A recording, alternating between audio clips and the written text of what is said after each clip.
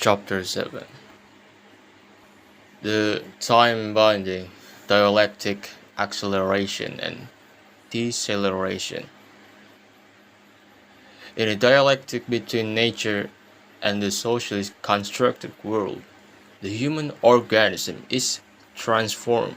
In this dialectic, man produces reality and thereby produces himself. Berger and Luckman, the social construction of reality. Oh, that was a good one. The first and second circuits are evolutionary stable strategies. They have worked in more or less the same form, not just for primates but for other mammals and for many other species over vast aeons of time. The third, semantic circuits, is an evolutionary unstable strategy. It could very accurately be called revolutionary rather than evolutionary. The first two circuits are based on negative feedback. In the biological sense, they maintain homeostasis, that is, they return over and over to the same ecological, ethological balances. The function of negative feedback is to return to such a steady state. The time-binding semantic circuit is not based on such steady-state positive feedback. It is a mechanism of what cyberneticists and biologists call positive feedback. It does not return to a steady state, but constantly seek a new equilibrium at a higher energy level. Negative feedback returns to a fixed point like a thermostat. Positive feedback seeks a moving goal like a guided missile. The first two circuits maintain that which is more or less constant. In human affairs, they are totally cyclical and relate directly to the cycles found in history by Vico, Hegel, and similar philosophers. The third circuit has always been hemmed in and heavily sanctioned with rules, laws, prohibitions, taboos, etc., because it breaks up such cycles. It leads, and if unleashed, to an upward hurtling spiral. In societies where the third semantic circuit has been partially unleashed, it has never been totally freed. In any society, the upward spiral immediately appears. This used to be known as progress before that word became unfashionable. The upward spiral, whether we call it progress or not, is characteristic of what Karl Popper calls open societies. These are secular, humanistic societies, cultures relatively free of taboos and dogmatism. Such freedom, up to and including the present, is only relative because many taboos are unconscious and pass themselves off as common sense or common decency, etc. Whoever challenges them is by definition a heretic, by definition a traitor, or by definition an irresponsible nut. Rationalists who dominate in relatively open societies also have their own taboos, as we shall see. It was historian Henry Adams who first conceived the idea that there might be a mathematical expressions describing the rate of change of human society.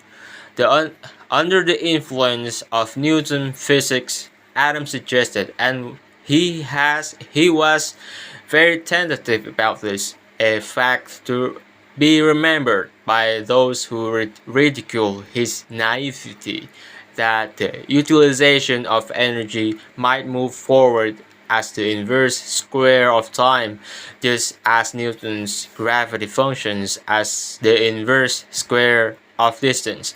Accepting the anthropology of this day, Adam assumed humanity in its present form was about 90,000 plus years old.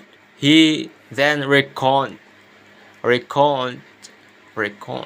how to pronounce it, right?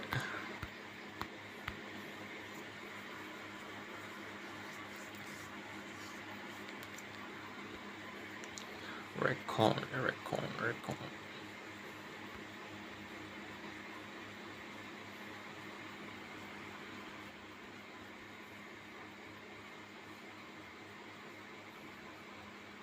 Reckoned. Reckoned. Reckoned. Reckoned. Okay. Where was it?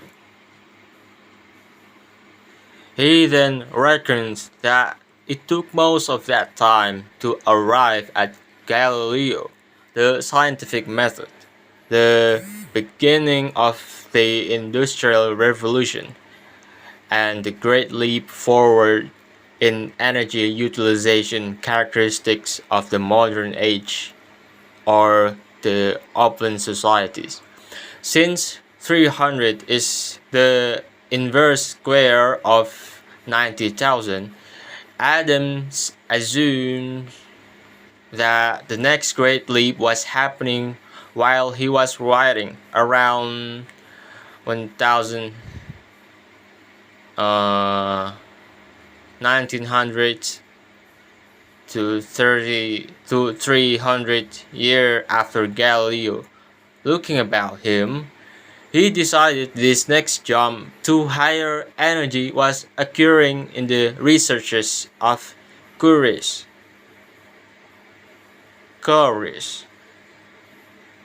who had discovered radioactivity. As many commentators have noted, it is impossible to rate Adams on this subject because without feeling that he is very accurately forecasting the atomic age.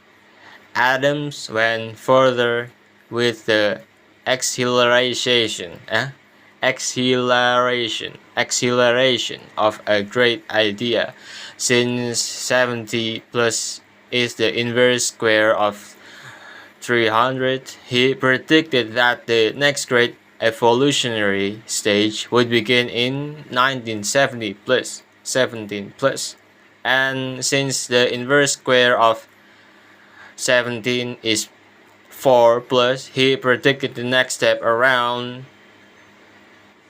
is 1922. By then, he said, we should have infinite energy at our disposal. It didn't quite work out that way. Nevertheless, Henry Adams was on the right track. His math was just oversimplified. Also, on the right track was Henry's brother, Brooks, who was also looking for laws in history. Brooks observed a pattern which may or may not be entirely true, but is as approximately true as the similar generalization of Vico, Hegel, Marx, and Toynbee. Every civilization, Brooks Adams proposed, goes through 4 stages. 1. The monopolizations of knowledge by priests. The Egyptian priests kept written language a secret among themselves, as did the Mayan priests. 2. The monopolization of military power by conquerors who made themselves states or governments. A French bastard's Tampaine's description of William the Conqueror lands on the shore of England with a superior technology, warriors on horse versus native warriors on foot, and he becomes king. His relatives and sycophants become lords of the land. Number three, the monopolization of the land by these landlords. The extraction of tribute, rent from those who live on the land. Number four, the monopolization of the issue of currency by national banks, the extraction of tribute, interest for each piece of currency put into circulation. Most civilizations seem to have gone through at least three of these stages, not always consecutively. Some have passed through all four. Brooke Adams also noted that centralized capital, the accumulation of wealth in the hand of a few interrelated families, seems to have been moving steadily west throughout recorded history. The first major accumulation are to be found in Sumer, the center of money power, then shifted to Egypt, to Greece, to the Italian peninsula, to various parts of Germany, and then to London. At the time Brooks Adam was writing, 1900, he saw predicted that the decline of the English Empire would shift the balance to New York within the first half of the 20th century. He seemed to have been right. Brooks Adam had no theory as to why these westward movements of wealth had been going on for 6,000 years. He merely observed the pattern. The shift is still continuing. In the opinion of many, for instance, Carl Oglesby in the Cowboy versus Yankees War, sees American politics since 1950 dominated by a struggle between old Yankees wealth, the New York-Boston axis, which replaced London after 1900, and new cowboy wealth, Texas, California oil and aerospace billionaires. As if 1997, it looks like the Cowboys are winning, which is what one would expect if there are real law behind Adam East-West migration of capital. One night in 1919, Count Alfred Korzybski awoke from a vivid dream, tears of joy streaming down his face, with a vivid sense that the passing of signal from generation to generation, the third circuit time-binding function, was what distinguished us from the other primates. Korzybski originally suggested that time-binding could be defined mathematically. He dropped this idea later. His math was inadequate as Henry Adams, but it's worth looking at for a moment to retrace the steps by which the actual law of accelerations was discovered. What Korzybski assumed at first was that if all the inventions, discoveries, etc., of some hypothetical first generation of human could be represented by P, and the rate by which the second generation could surpass this by R, then mathematically the sum total of invention, discoveries, etc. at the end of the second generation would be PR. Quite true. Algebraically. Then after the third generation, the stockpile would be PRR, and then after fourth generation, PRRR. Generalize this becomes PR T, where T is the number of generation from whatever generation you have picked as your baseline. The curves of what the fuck blank. If you put in on the graph paper ascend more rapidly with each generation, Korzybski was looking straight at what Alvin Toffler later called future shock, and was trying to write a mathematical formula for it. Many variables in economic technological history do, in fact, fit Kobyzewski PRT function, but others do not. The math, again, was too simple and everything does not change at the same rate. Nonetheless, Kobyzewski, like Henry Adams, was groping towards the truth. Acceleration is real. Acceleration is real and it is intimately connected with time binding, the passing of signal between generations. What underlies the acceleration noted by Henry Adams and Korzybski is nowadays known as the selection of negentropy out of stochastic processes. Our understanding of this is chiefly due to almost simultaneous discoveries in 1946-48 by quantum physicist Erwin Schrödinger, mathematician Norbert Wiener, and electronic communication expert at Bell Laboratories, Claude Shannon. A stochastic process in random series, but it is a special kind of random series. In a stochastic process, some agent or agency is making selection, picking out the randomness, a pattern that is not random. A pattern that is not random is known mathematically as information. Information can also be defined as organization or as coherence. Gregory Bateson has defined information as differences that make a difference. Information, coherence, differences that make a difference. Korzybski's time binding. These are all aspects of the unpredictable. If you know something already or can predict it easily on the basis of what you do know, it is not information for you. Conversely, if you don't know something or can't predict it, it is information.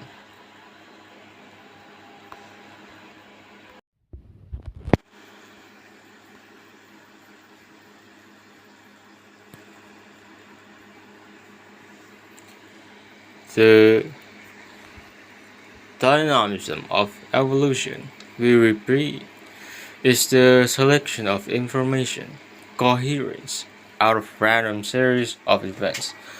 The emergence of information can be illustrated crudely by the following three poemlets. Roses are red, violets are blue, sugar is sweet, and so are you. The fuck? Unless the reader has lived in relative isolation from American English folk culture, this poem has very little information for him. You could guess what was coming every step of the way, but consider by contrast. Roses are red, roses are red, ink is black, do me a favor, go sit on the deck. What? This crude test of grade school origin has more information for more readers because it is less predictable. Another leap in information content occurs in Steve Aliens. Roses are red, violets are blue. You think this will rhyme, but it ain't gonna. The humorous unpredictability in this poem gives it, mathematically, a higher information level than the predictable Valentine poem we start with.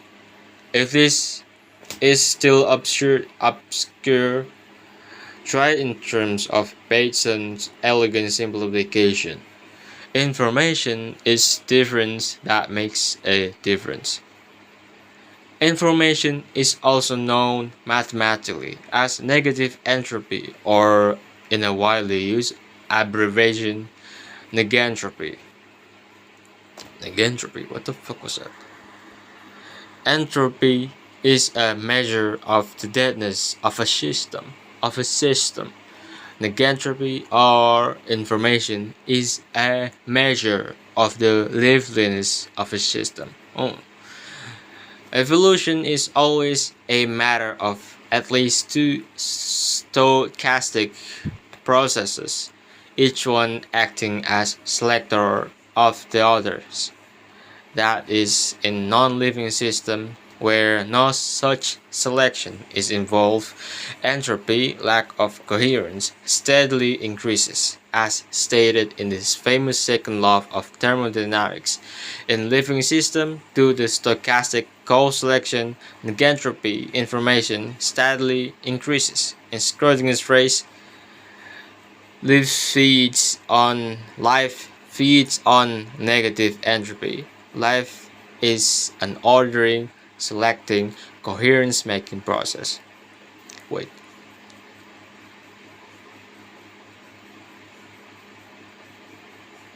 Non-living system where a such section is involved, entropy steadily increase.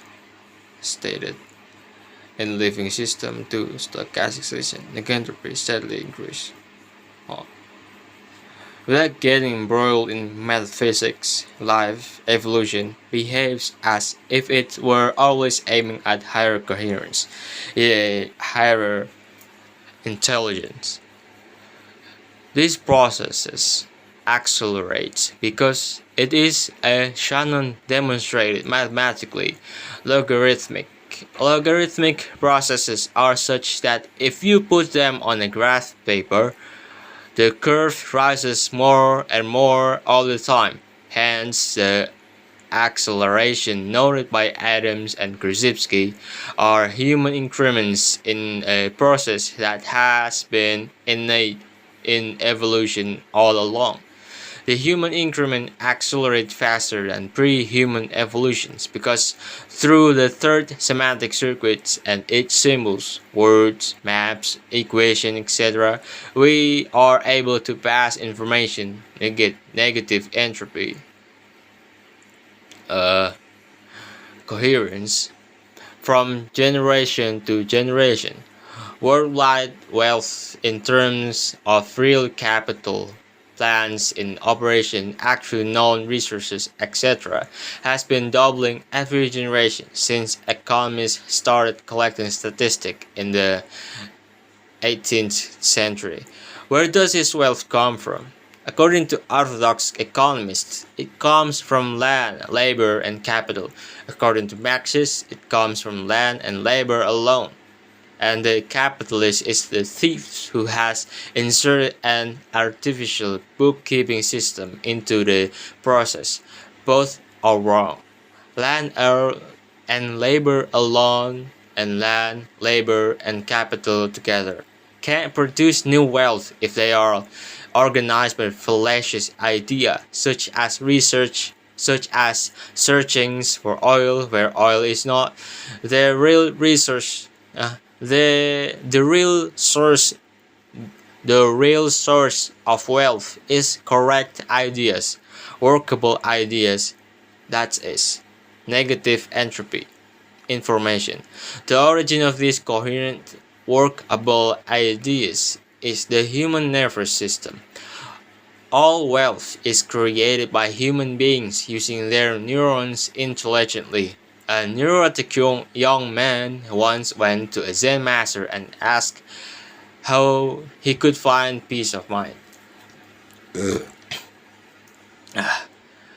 How can you lack anything? The Roshi asked, when you own the greatest treasure in the universe. How do I own the greatest treasure in the universe? Asked the young man baffled. The place The place that questions comes from the place that question comes from is the greatest treasure in the universe, said the master, being more explicit than is common for a Zen teacher. Of course, as a Buddhist, the master had taken a vow of poverty and did not mean exactly what we mean here. But he knew that the brain produces all that we experience, all our pain and worry, all our bliss states and ecstasies, all our higher evolutionary vistas and trans-time peak experiences, etc. It is also the greatest treasure in the universe. In the most materialistic economic sense. It creates all the ideas which socially employed become wealth, roads, scientific laws, calendars, factories, computers, life-saving drugs, medicines, ox carts, autos, jet planes, spaceships. If you are not alone in the wilderness, lift your eyes from the page and look about. All that you see, whoever theoretically owns it, is the time-binding product of the materialized or manifested ideas of creative men and women. It is all negative entropy, coherent order, and it is moving toward higher and more coherent order at a faster rate or change all the time. Of course, if you are alone in wilderness, you will also see coherent order, but in this case, the rate of change toward higher order is much slower.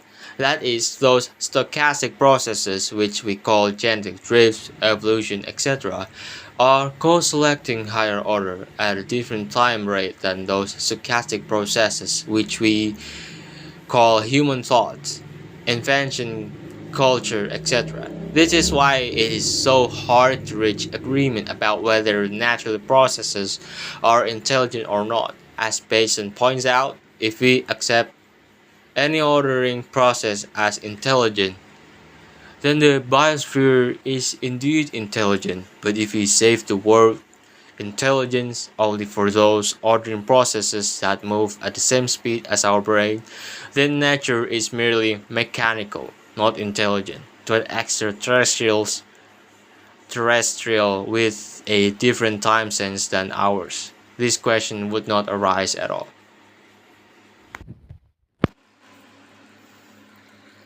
Most of what we perceive in the human environment is made up of concretized ideas. In the above sense, look again at the human community. You are seeing the historical human mind manifesting itself. All ideas are not equally good, of course. All manifested ideas, human creation in the biosphere, are therefore not equally good. This is why John Ruskin, a century ago, tried to introduce a distinction between wealth and youth.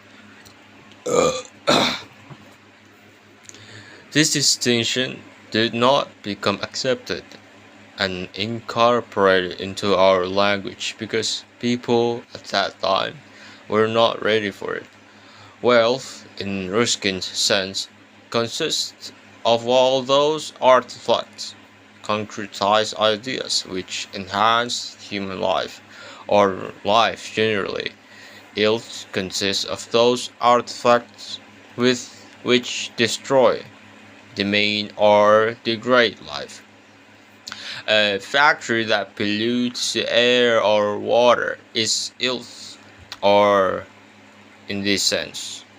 So, is a bomb, a sword, a pistol, a tank, or nerve gas. The westward migration of capital, noted by Brooks Adam, was a migration of both wealth and ilth, obviously under primitive planetary conditions, finite space and finite resources. The ilth was perceived as necessary to protect the wealth.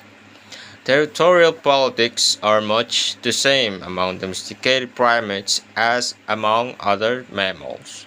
The primates are just smarter at building more omni-lethal weapons faster. This was originally a survival trait, an evolutionary relative success because primates are born without the psychosocial physiological inbuilt weaponry, lethal teeth, claws, horn, etc., of other mammals. Since the Age of Reason in 18th century, the exponential increase in wealth, life-enhancing ideas manifesting, had led to more and more utopian yearnings. At the same time, the equal and opposite increase in ill has led to more and more dystopian and apocalyptic fear. Capital has moved steadily westward because new ideas always appear on the expanding wave. One's expectation about the future, utopia or dystopia, are always based on what the one thinks is the dominant force in evolution. This whole book, not just the present chapter, is based on the belief that an overview of evolution shows beyond all doubt that wealth-producing faculty, the search for higher coherence, is the deciding factor. The ill-producing faculty is an archaic mammalian survival system rapidly becoming obsolete. The highest historical concentration of wealth, real capital, and ideas generating new capital now coexists with the highest concentration of evolutionarily advanced nervous system. In California, Oregon, Alaska, British Columbia, Arizona, Texas, Hawaiian Island, Japan, and all around the Pacific, where East meet West, the world of 2000, 2010, and 2050 is being created by persons who are veterans of a gigantic neurological revolution. The psychedelic pioneers of 1960s, the graduates of the consciousness movements of 1950s and 60s, the synthesizer of modern psychology and ancient Oriental mind sciences. These persons are called an Aquarian conspiracy by Marilyn Ferguson, one of their spokespersons. They are denounced as the Me Generation by Tom Wolfe, a time traveler from New York from the neurological past from a culture crystallized before 1950. The Me Generations is a temporary high water mark of the time-binding function, moving steadily westward, away from tradition, away from dogma. They are the products, as Edmund Burke said, the first Americans of the dissidents of dissent and the Protestantism of the Protestants. Every heresy that left Europe produced newer, wilder heresies in the eastern seaboard. 1960, 1600, 1800. Those that were too far out had to move further west and produce the 1,000 utopian communities, anarchist, evangelical, free love, etc., that were attempted in the Midwest during the 19th century. Those who were even further out of the traditional mode moved further westward in the last 30, 70 years. All the fallout of this migration seems weird to the eastern states, and even weirder to Europeans. It all became much weirder in still then, much weirder still when it hits the Pacific and began to interact with Oriental neurosciences and brain change arts like yoga and Taoism and Zen. It swallowed the Oriental lessons whole without becoming Oriental entirely. It remained Western, the dissidents of dissent, etc., and it has been gaining momentum and direction for 2 or 3 decades now. It aims at higher coherence, and higher intelligence. This is new power elite. As youngsters, these aquarium conspirators made the youth revolution in the 1960s, which, whatever its excesses and blunders, permanently changed and improves. Student administrators' teacher feedback in our universities liberated our Puritan culture for some healthy hedonism, imported a dozen varieties of Oriental neuroscience and 2 dozen varieties of Oriental humbugs, alas.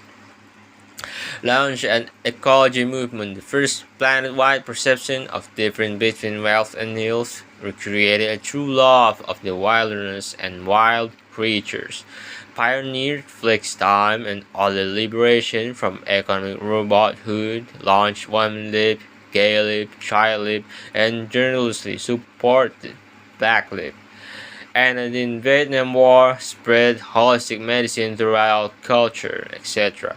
The same group is now leading the computer revolution, spearheading the drive for space migration, supporting the Hunger Project, which will abolish starvation in our lifetimes, leading the longevity revolution and the search for immortality, etc. And they are all very conscious being part of intelligence intensification explosions, which is the major topic on this book. This type of Western progressivism or utopianism came out from mid-80s and is a distinct contribution of the Jew. What the fuck? Jew again? Contribution of the Jews, which is why all creationaries are intuitive anti-Semitic, as William Blake wrote on this tradition. The prophet Isaiah and Ezekiel dined with me, and I asked them how they dared so roundly to assert that God spoke to them, and whether they did not think at the time that they would be misunderstood and so be the cause of imposition. Isaiah answered, I saw no God, not heard any, in a finite organical perception, but my senses discovered the infinite in everything. And as I was then persuaded and remained confirmed that the voice of honest indignation is the voice of God, I cared for no consequences, but wrote. This vision of the infinite in everything is common to East and West. What is distinctly Western out of the Jews is a voice of honest indignation against every institution which would deny or demean the infinity within each human soul. The release of our full human potential to let the light of Prometheus shine everywhere is a distinctly Western mystic tradition and does not appear in Hinduism, Buddhism, Taoism, or any Eastern religion. Virtually all the computer manufacturing firms in Silicon Valley, the peninsula south of San Francisco, have flex time. The employees choose their own working hours. Thomas Jefferson developed his view that all men are created equal, from the perception of the infinity within each of us, which he learned from the Scottish philosopher Reid and Hutcheson. It was also from Hutcheson that Jefferson got his idea of unalienable rights, which congress in the interest of of stylistic elegance altered to inalienable rights. The Scottish Enlightenment, like the French and English Enlightenment, was the beginning of the materialization and manifestation of the Judeo-Christian vision of the heavenly city. Oh, not heavenly demon. It was also a 18th century Illuminati circle which introduced the concept of progress, the conscious formulation of the symbolism of Prometheus. This vision has been under so much attack in recent decades. in recent decades that, to defend it at all will seem archaic and eccentric to many readers. Nonetheless, evolution is real. Quantum jumps do occur throughout the biosphere and throughout human intellectual history. We are riding a mounting tidal wave of rising consciousness and expanding intelligence which is accelerating whether we like it or not. By and large, most people, and especially most ruling elites, have not liked this acceleration factor. The migration of capital, ideas, westward has been largely a flight from oppression, an escapism movement, as critics today describe space as escapist. Everywhere, everywhere, the rulers of society have tried to put brake on the third circuit to decelerate the acceleration function, to establish limit on what was printable, discussable, even thinkable. The Greek myth of Prometheus bound the titan who brought light to humanity and is eternally punished for it, is the synecdoche, the perfect symbol of how the third circuit has been handled in most human societies.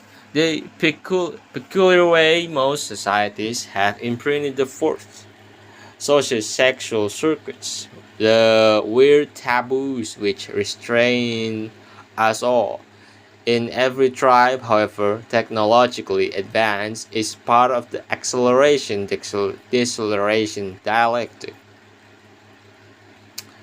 The fourth circuit has been largely imprinted to serve as a brake, holding back the free activity of the time-binding semantic circuits. This is a historical function of taboos and morality exercises.